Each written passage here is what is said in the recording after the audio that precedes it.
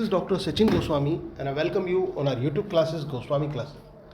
दोस्तों आज का जो हमारा टॉपिक है ये है रेनेसा एज। और जैसा कि आप जानते हैं कि हमारी एक सीरीज चल रही है mission UP TGT PGT English 2022। और इस सीरीज में सबसे पहले मैंने आपको लिटरेरी टर्म्स कराए, उसके बाद फिगर ऑफ स्पीच कंप्लीट कराए और अब हिस्ट्री ऑफ इंग्लिश लिटरेचर का टॉपिक हमारा चल रहा है। और इसमें जो आज का टॉपिक है वो है रेनेसा एज। दोस्तों ये जो रेनेसा एज है जिसको एलिजाबेथन एज के नाम से भी जाना जाता है, इसे एज ऑफ शेक्सपियर के नाम से भी रेनेसा को जाना जाता है। तो ये जो रेनेसा एज है ये एज वास्तव में क्या था और रेनेसा का मतलब क्या होता है, किस चीज़ को रेनेसा कहा जाता है, ये समझना आपको बहुत ज़्यादा ज़रूरी है कि व्हाट इज़ रेनेसा, रेनेसा क्या होता है, किसको रेनेसा कहा जाता है।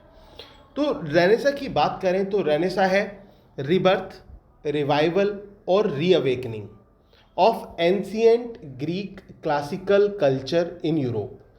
जो ग्रीक की क्लासिकल कल्चर थी उसका यूरोप में एक रिवाइवल होना, रीअवेकनिंग होना क्या कहलाया, रेनेसा कहलाया। रेनेसा जिसको हिंदी में पुनर्जागरण के नाम से भी जाना जाता है। क्या जाना जाता है इसको, किस नाम से जाना जाता है, पुनर्जागरण युग के नाम से इसको जाना जाता है। दोस्तों ये एज था विलियम शेक्सपियर का, तो इस कारण इस एज को शेक्सपियरियन एज भी कहा गया। Age of Shakespeare, Shakespearean age, Elizabethan age, Jacobean age, renaissance age, ये सभी एक ही पीरियड है। अब रेनेसा जो ये आया, रेनेसा इंग्लैंड में आने का कारण क्या रहा। जो मैंने आपको मिडिल इंग्लिश लिटरेचर पढ़ाया था तो उसमें मैंने आपको एक इवेंट बताई थी दोस्तों, ब्लैक डेथ।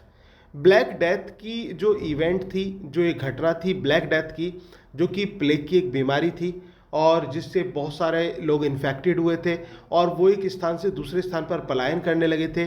स्पेशली वो यूरोप में आए थे और यूरोप में वो क्या लेकर आए थे, अपने साथ मैन्यू स्क्रिप्ट्स लेकर आए थे। मैन्यू स्क्रिप्ट्स का मतलब होता है पांडुलिपि, हस्तलिपि। ये क्वेश्चन इंपॉर्टेंट है कि जो प्लेग से पीड़ित व्यक्ति थे या फिर प्लेग से बचने के लिए जो व्यक्ति जो दूसरे स्थानों पर मूव हुए यूरोप में, स्पेशली वो आए और उसमें भी स्पेशली इंग्लैंड में, तो वो अपने साथ क्या लेकर आए। Your answer will B manuscript. तो आपका आंसर क्या होगा, मैन्यूस्क्रिप्ट आपका आंसर होगा। दोस्तों इसके साथ साथ fall of Constantinople, the capital of Greek, the Constantinople की हम करते हैं तो जो कॉन्स्टेंटिनोपल का फॉल हुआ 1453 में, ये बहुत बड़ी घटना मानी जाती है। 1453 की एक बहुत बड़ी घटना, फॉल ऑफ कॉन्स्टेंटिनोपल। ये पूछा जाता है एग्जाम में कि ये कब हुआ, तो 1453 विल बी योर आंसर। तो इस एक तो इसका फॉल होना, दूसरा black death. The black death मैं आपको समझा ही चुका हूँ। The development of Renaissance in England can be divided into the following parts. अब ये तो आपको पता चल गया कि इसका कारण क्या रहा रेनेसा का आने का इंग्लैंड में। सबसे पहला ब्लैक डेथ रहा और दूसरा फॉल ऑफ कॉन्स्टेंटिनोपल रहा। अब रेनेसा को का जो डेवलपमेंट है इंग्लैंड में, उसको इन पार्ट्स में हम बांट सकते हैं। ये 4 पार्ट्स हैं दोस्तों। सबसे पहला पार्ट आता है हमारा यूथ ऑफ रेनेसा। क्या आता है, यूथ ऑफ रेनेसा। याद रख लेना, यूथ ऑफ रेनेसा जो है इसका इनिशियल पार्ट है, इस जो कि 1500 से लेके 1579 तक चला। ठीक है ना, 1579 तक चला ये 1500 से लेके। इसके बाद 1579 से 1602 तक द मैनहुड ऑफ रेनेसा आता है। पहले यंग, फिर मैन, फिर मिड।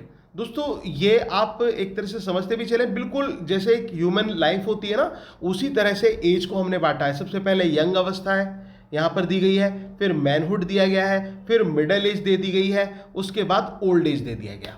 तो इस तरह से आप इसको याद रख लेना, यूथ, मैन, मिड और old. Youth, man, mid, old, बस इतना याद रख लेना, आपको ये चारों दिमाग में बैठ जाएंगे। और इसके साथ साथ ये 1500 से तो स्टार्ट है, तो लास्ट में इसको याद करने का तरीका क्या है, आप एक फ़ोन नंबर की तरह इसको याद कर लें, 79022560। ठीक है ना। इस तरह से याद करेंगे, आसानी से याद रहेगा। 1579, 1602, 1625 और 1660। तो आपको क्या याद रखना है, 1500 तो आपको याद ही रखना है कि 1500 से स्टार्ट हुआ। फिर उसके बाद एक फ़ोन नंबर याद रखना है 79022560। इस तरह से आप इसको दिमाग में बैठा लीजिए, यानी कि 1500 से 1579 तक यूथ ऑफ रेनेसा, 1579 से 1602 तक द मैनहुड ऑफ रेनेसा, 1603 से 1625 तक the mid age of Renaissance और 1625 से 1660 तक the old age of Renaissance. तो ये हमारे डिवाइडेशन हुआ रेनेसा एज का। अब इसके साथ साथ दोस्तों अब हम अचीवमेंट्स की बात करेंगे, अचीवमेंट्स ऑफ रेनेसा की। लेकिन इन अचीवमेंट से पहले आपके मन में एक भ्रम चल रहा है, एक डाउट चल रहा है, क्योंकि एक न्यूज़, एक र्यूमर जो है वो फैला हुआ है। वो र्यूमर क्या है दोस्तों, वो एग्ज़ाम की डेट को लेकर है कि अगस्त में आपका एग्ज़ाम एक्सपेक्टेड है, कि अगस्त में एग्ज़ाम हो जाएगा इसका। तो मैं आपको बता दूं कि ऐसा कुछ भी नहीं है, अभी अगस्त में कोई भी एग्ज़ाम नहीं होने वाला है। तो वो जो न्यूज़ आई है वो प्रिंट है, जो आपने न्यूज़पेपर में देखी दोस्तों, वो गलत न्यूज़ है।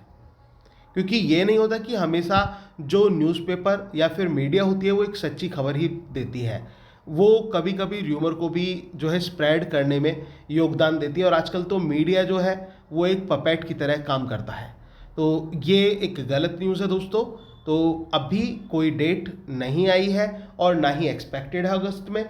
एग्ज़ाम आपका सितंबर के लास्ट में या अक्टूबर में लास्ट में या मिड में एक्सपेक्टेड है। तो सितंबर लास्ट या अक्टूबर में कभी भी हो सकता है, तो इस बात को मान के चलिए आप।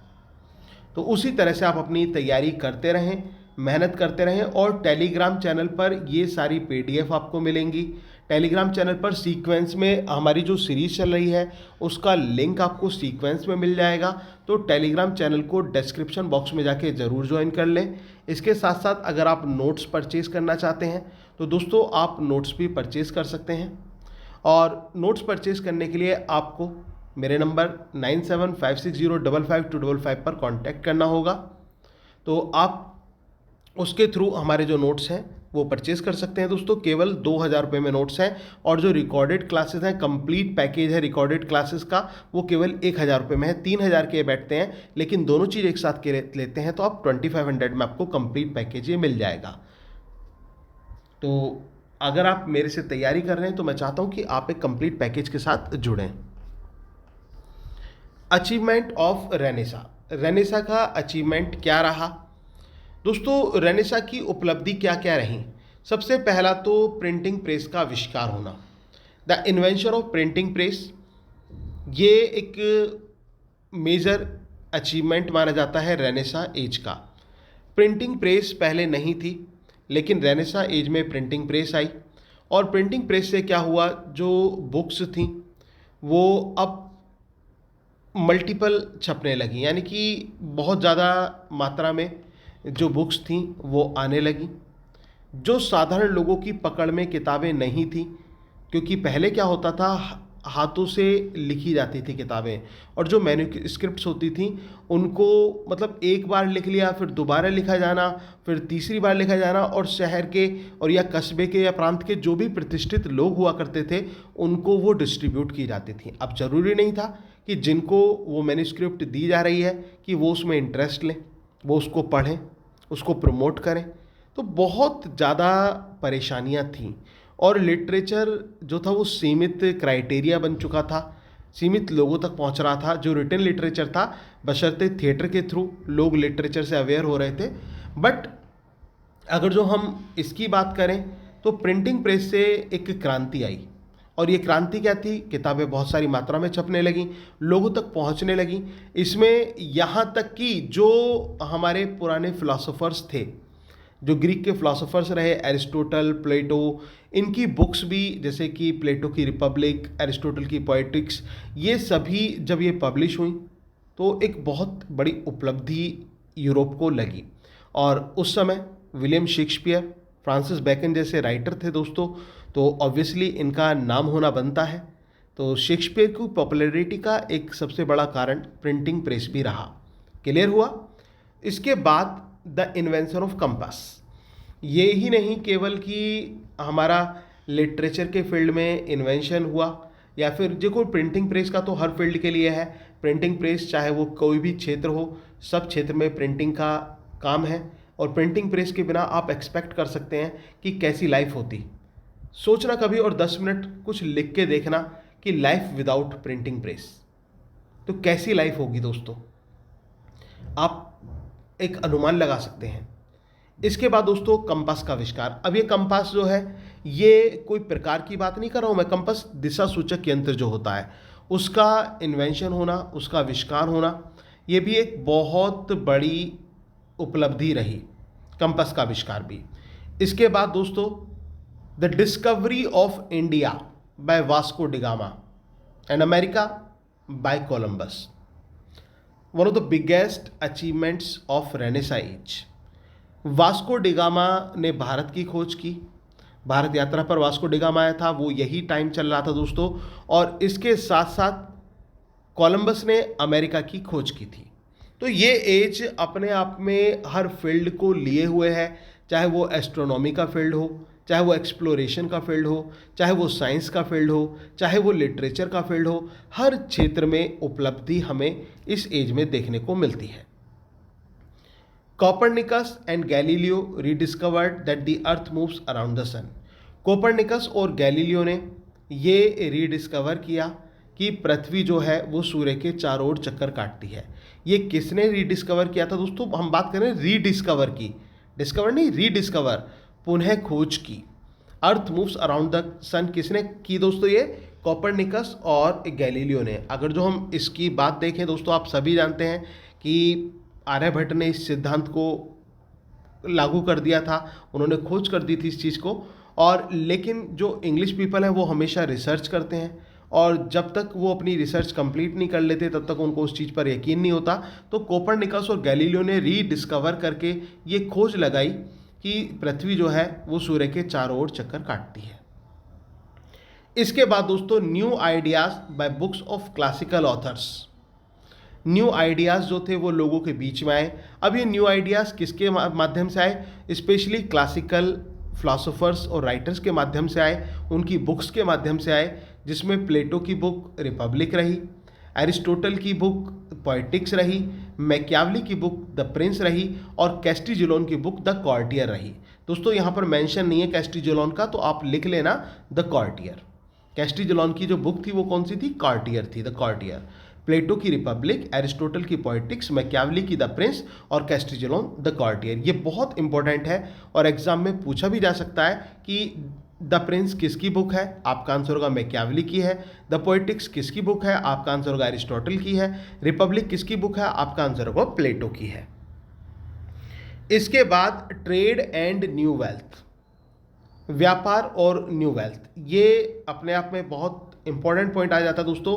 किंग हेनरी सेवंथ की बात करें हम, तो किंग हेनरी सेवंथ ने व्यापार को एनकरेज्ड किया था।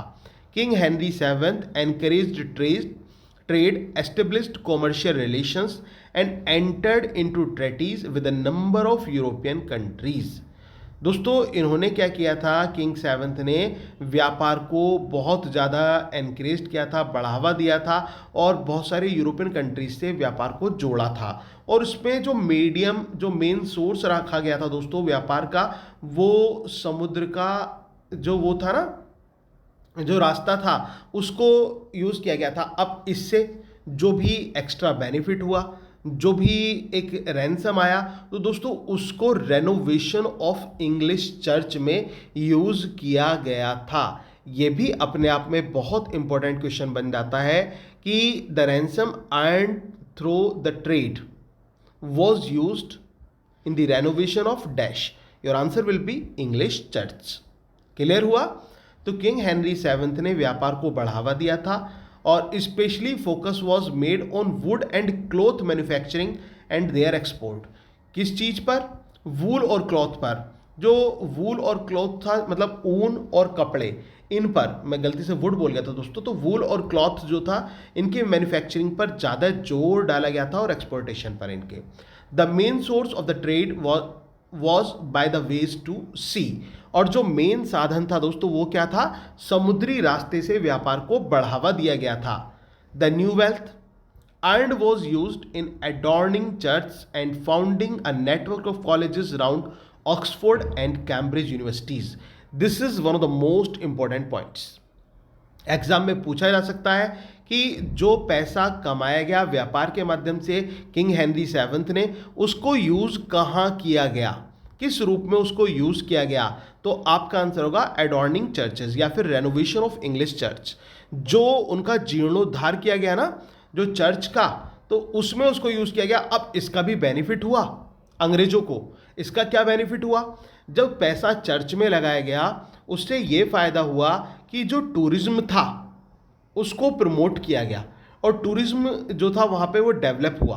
तो इतना याद रख लेना कि इट प्रमोटेड टूरिज्म, इसने कि टूरिज्म को बढ़ावा दिया। जो रेनोवेशन ऑफ इंग्लिश चर्च था उसका फायदा क्या हुआ? इट प्रमोटेड टूरिज्म, याद रहेगा।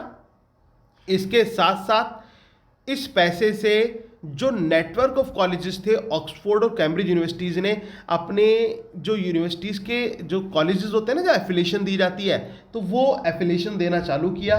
नंबर ऑफ कॉलेजेस का एस्टेब्लिशमेंट यहाँ पर हमें देखने को मिलता है। इसके बाद दोस्तों न्यू लर्निंग आता है। ये भी अपने आप में बहुत मेजर पॉइंट है कि न्यू लर्निंग क्या था, किसको न्यू लर्निंग कहा गया। The old king Henry who was miserly and medieval in his outlook was followed by the young Henry VIII in 1509। भाई बाप गया बेटा आया, तो अब किंग हेनरी सेवंथ को फॉलो किया गया, यंग हेनरी एट्थ ने फॉलो किया, ठीक है ना। उसके बाद वो was a great supporter of new learning. और ये जो किंग हेनरी एट्थ था ना दोस्तों, ये न्यू लर्निंग का ग्रेट सपोर्टर था। याद रख लेना, king Henry was a great supporter of new learning, ये न्यू लर्निंग का ग्रेट सपोर्टर था। अब ये जो न्यू लर्निंग थी ये क्या था, किसको न्यू लर्निंग कहा गया था दोस्तों? स्पेशली जो न्यू लर्निंग थी इसमें क्या था कि जो एक म्यूज़िक हुआ, लिटरेचर हुआ, या फिर जो लैटिन लिटरेचर हुआ और ग्रीक की स्टडी हुई, ये सब न्यू लर्निंग और ह्यूमनिज्म के अंतर्गत आते हैं इस रेनेसा पीरियड में। तो ये जो किंग हेनरी एट्थ था ये न्यू लर्निंग का बहुत बड़ा सपोर्टर था। He was a lover of music, art and literature. ये म्यूजिक, आर्ट और लिटरेचर का लवर था। He gave patronage to new learning and new poets. Now poets starting composing love lyrics that made England the nest of singing birds. देखिए कितना important point है। अब जो poets थे उन्होंने लव लिरिक्स लिखना चालू किया और इसी कारण लव लिरिक्स को लिखने के कारण जो इंग्लैंड है उसको the nest of singing birds के नाम से जाना गया। इंग्लैंड को किस नाम से जाना गया? The nest of English singing birds के नाम से जाना गया। Thomas Wyatt and Surrey were the foremost among lyrics poets. Lyrics के अगर जो हम स्टार्टिंग के पोइट्स के बारे में देखें, फेमस पोइट्स के बारे में देखें, तो थॉमस वेट एंड सोरे थे। They also brought sonnet in England. और ये वही वेट एंड सोरी थे दोस्तों जिनके बारे में आपने सोनेट में पढ़ा था कि ये इंग्लैंड में सोनेट को लेकर आए थे। सोनेट को लेकर आए थे। कौन सी सोनेट को लेकर आए थे? इटालियन, मिल्टॉनिक, क्लासिकल, पेट्राकन, एक ही नाम है ये, एक के अलग अलग नाम है दोस्तों। तो उस पेट्राकन सोनेट को लेकर आए थे, लेकिन विलियम शेक्सपियर ने मॉडिफिकेशन किया और एक अपना नया क्रिएशन बनाया जिसको इंग्लिश या शेक्सपियरियन सोनेट के नाम से जाना गया। इसके बाद दोस्तों Thomas More's book Utopia brought a great popularity to this period. जो यूटोपिया पब्लिश हुई रेनेसा एज में, और किसकी बुक थी यूटोपिया? थॉमस मोर की बुक थी यूटोपिया। तो यूटोपिया जो बुक ये पब्लिश हुई इससे एक ग्रेट पॉपुलैरिटी देखने को मिली इस पीरियड की। अब हम बात कर लेते हैं ह्यूमनिज्म की। जैसे मैं आपको स्टार्टिंग में बता चुका हूँ, जो study of Greek and Latin learning था ना, that was known as humanism. उसको ह्यूमनिज्म के नाम से जाना गया था। और ह्यूमनिज्म एक मूवमेंट था, रेनेसा एज से जुड़ा हुआ एक मूवमेंट था, ठीक है। तो humanism was an intellectual movement. और कैसा मूवमेंट था? एक इंटेलेक्चुअल मूवमेंट था रेनेसा एज का। दोस्तों क्लास अच्छी लग रही हो तो प्लीज़ वीडियो को लाइक ज़रूर कर देना, ज़्यादा से ज़्यादा शेयर करना और कमेंट भी करना।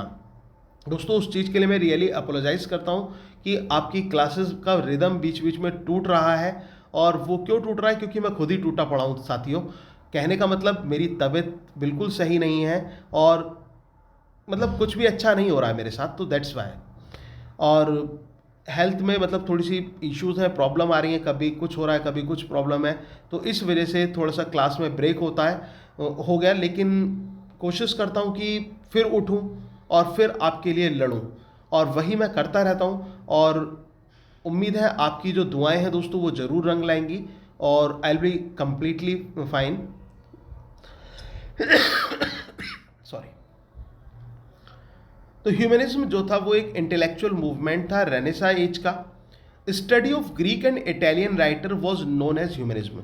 और जो ग्रीक, लेटिन और इटालियन, याद में लेटिन भी जोड़ लेना यहाँ पर, तो लेटिन राइटर, इटालियन राइटर और ग्रीक्स के राइटर्स का जो स्टडी था वो ह्यूमनिज्म कहलाया। This movement begin in late 14th century Italy, came maturity in 15th century. दोस्तों ये जो मूवमेंट था ये 14th सेंचुरी में, लेट 14th सेंचुरी में स्टार्ट हुआ, ठीक है, इटली में, और ये मैच्योरिटी में कब आ गया? 15th सेंचुरी में आ गया। It became dominant in Europe in 16th century, और 16th सेंचुरी में डोमिनेंट रूप में हमें देखने को मिला। सम फैक्ट्स अबाउट रेनेसा और एलिजाबेथन पीरियड। अगर जो हम कुछ फैक्ट्स की बात करें रेनेसा और एलिजाबेथन पीरियड की, तो दोस्तों ये जो एज था Renaissance age, it was the ruling age of Queen Elizabeth. ये क्वीन एलिजाबेथ का रूलिंग एज माना जाता है। It is known as golden age of English literature. इसको golden age of English literature के नाम से भी जाना जाता है। ये बहुत बहुत इंपॉर्टेंट क्वेश्चन है कि which age is known as golden age of English literature. Your answer will be Renaissance. आपका आंसर क्या होगा? Renaissance age. This age is also called the period of Renaissance. इसको पीरियड ऑफ रेनेसा के नाम से भी जाना जाता है। Queen Elizabeth, the daughter of King Henry VIII, who was a great lover of literature and a versatile genius. Literature in her time found a great respect in her court. दोस्तों Queen Elizabeth के time में जो literature था उसको एक अलग respect मिला था। Queen Elizabeth invited Shakespeare's company to play his plays. She had a deep intimation with Spenser and Bruno etcetera. दोस्तों क्वीन एलिजाबेथ ने वो क्या करती थी, शेक्सपियर की कंपनी को भी इनवाइट करती थी नाटकों को प्ले करने के लिए, और उसका एक इंटीमेशन, एक लगाव देखा जा सकता है स्पेंसर और ब्रूनो से भी। अब अगर जो हम इस एज के डिवीज़न की बात करें तो दोस्तों ये जो एज है इसको इन पार्ट्स में हम बांट सकते हैं। सबसे पहला, the first part covers the period between 1558 to 1588। 1558 से लेके 1588 तक का पीरियड जो दोस्तों वो प्री आर्मेडा पीरियड कहलाता है। अब ये आर्मेडा क्या है? आर्मेडा एक फ्लीट था दोस्तों, ये आर्म्ड शिप थे, हथियारों के जो जहाज थे उनकी फ्लीट को आर्मेडा कहा गया था। तो ये प्री आर्मेडा किसको कहा गया? प्री आर्मेडा जो है वो 1558 से 1588 तक रहा, ठीक है ना। 1558 से 1588 तक रहा, इसको प्री आर्मेडा कहा गया। The second part consist of the period 1589 to 1603। Second part को 1589 से 1603 तक माना गया, इसको पोस्ट आर्मेडा कहा गया। इतना क्लियर हुआ? Pre armada, post armada. 1558 से स्टार्ट हुआ और 1588 तक ये फर्स्ट जो प्री आर्मेडा पीरियड चला। उसके बाद 1589 से 1603 तक पोस्ट आर्मेडा पीरियड रहा। Armada was the name of fleet of armed ship. और आर्मेडा किसका नाम था? ये फ्लीट ऑफ आर्म्ड शिप का नाम था Armada. It was sent by King Philip II Spain against England in 1588। और ये जो फ्लीट था, ये जो एक दल था, एक टुकड़ी थी दोस्तों, ये किंग फिलिप II स्पेन के द्वारा इंग्लैंड के अगेंस्ट भेजा गया था। During its voyage it was destroyed by the fleet of England. और समुद्री यात्रा के दौरान जो फ्लीट ऑफ इंग्लैंड थी उसके द्वारा इसको नष्ट कर दिया गया था इसी साल। और इंग्लैंड जो था वो एक शक्ति के रूप में, महाशक्ति बल्कि हम कह सकते हैं, उसके रूप में उभरता हुआ दिखाई पड़ा। अब रेनेसा क्या है ये मैं आपको ऑलरेडी बता चुका हूँ। एक फ्रेंच वर्ड है दोस्तों जिसका मतलब रिबर्थ, रिवाइवल और रीअवेकनिंग से है। और किस चीज़ का रिवाइवल होना, किस चीज़ की रीअवेकनिंग होना, किस चीज़ का रिबर्थ होना? Ancient Greek classical culture in Europe. जो ग्रीक की क्लासिकल कल्चर थी उसका यूरोप में रिवाइवल होना, रिबर्थ होना। अब वो जो कल्चर थी वो सब कहाँ गई? वो यूरोप में आ गई। It implied discovery by man of himself and of the world. इसमें किस चीज़ को इम्प्लाई किया गया, मैन ऑफ हिमसेल्फ, जो डिस्कवरी की गई, ठीक है ना, खुद की डिस्कवरी और एंड ऑफ द वर्ल्ड, और संसार की खोज जो हुई है, अलग अलग देशों की जो खोजें हुई। The renaissance began in Italy as early as the 14th century with Petrarch and others. दोस्तों रेनेसा की जो स्टार्टिंग हुई वो इटली में हुई और 14th सेंचुरी में हुई, अर्ली 14th सेंचुरी में पेट्रार्क और अदर राइटर्स के द्वारा। अगर जो हम रेनेसा एज के मेन राइटर्स की बात करें तो सबसे पहले पोइट्स की बात कर लेते हैं। Thomas Sackville, Sir Philip Sidney, Edmund Spenser जिनको पोइट के नाम से जाना जाता है, सिडनी बहुत बड़े क्रिटिक रहे हैं, और William Shakespeare poet and dramatist के रूप में और सोनेटर के रूप में इनको जाना जाता है। तो ये पोइट रहे। अब इसके बाद हम ड्रामेटिस्ट की बात करें तो John Lyly, George Peele, Thomas Kyd, Robert Greene, Christopher Marlowe, John Webster, Ben Jonson and William Shakespeare, ये इस एज के फेमस ड्रामेटिस्ट रहे। अब हम प्रोज राइटिंग की बात करें तो John Lyly, Francis Bacon, Sir Philip Sidney, ये इस एज के फेमस प्रोज राइटर्स रहे।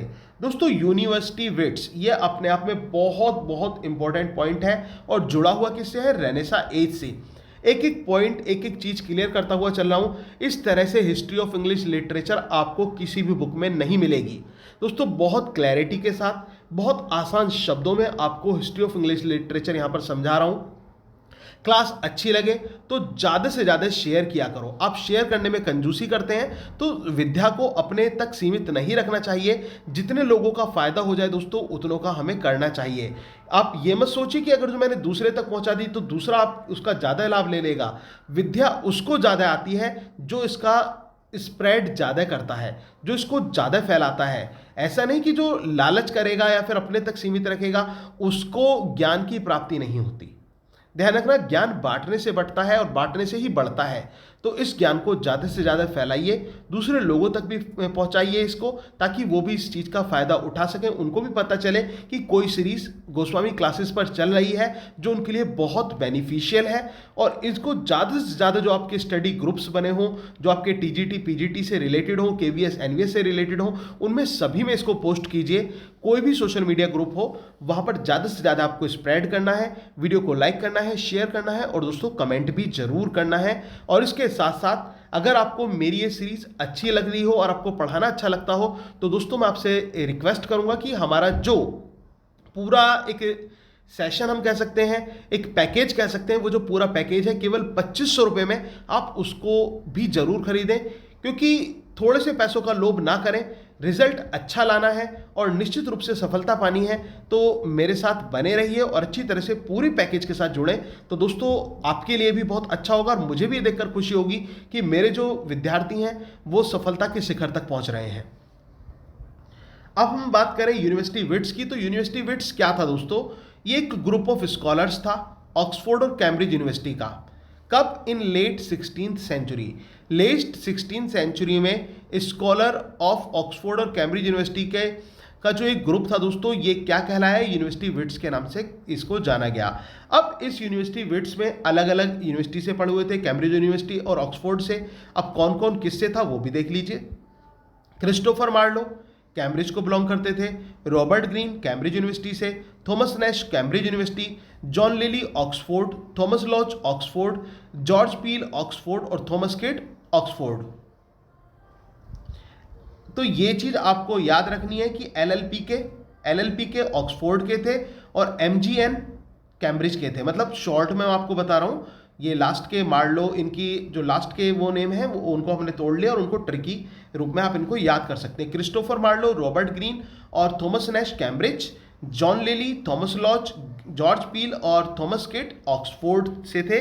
तो कैम्ब्रिज और ऑक्सफोर्ड यूनिवर्सिटी के जो स्कॉलर्स थे दोस्तों, इनका जो एक ग्रुप था वो क्या कहलाया, वो यूनिवर्सिटी विट्स के नाम से जाना गया। और इसी के साथ दोस्तों आपका रेनेसा एज कंप्लीट होता है। आई होप कि आपको क्लास अच्छी लगी होगी, समझ में आई होगी।